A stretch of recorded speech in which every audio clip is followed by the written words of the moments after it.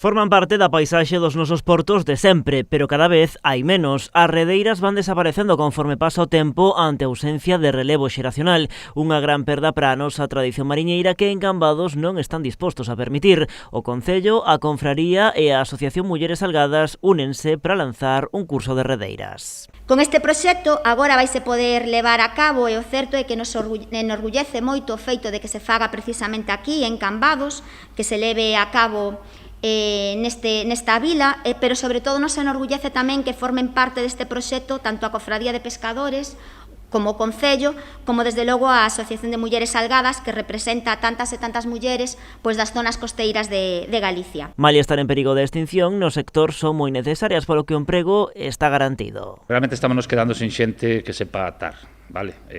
Estamos falando de que Cambados é un porto que ten casi todas as artes que hai no decreto, menos ourizo, percebe, 4 cousas máis, casi todos os oficios os temos aquí, e non temos xente que sepa facelos. Van pasando os anos, as atadoras vanse xubilando e non hai un relevo xeracional para que os armadores teñan uns aparellos feitos a medida, coas súas características. O patrón maior explica ademais o problema que supón para as embarcacións non contar con atadoras nun porto como de Cambados. Non vos dades conta do que vir cunha avería, non ter aparello para ir a traballar o día seguinte ou ter que reformar un aparello porque non che pesca ben, que che falte unha profesional que che solucione todos os problemas para ti poder pescar.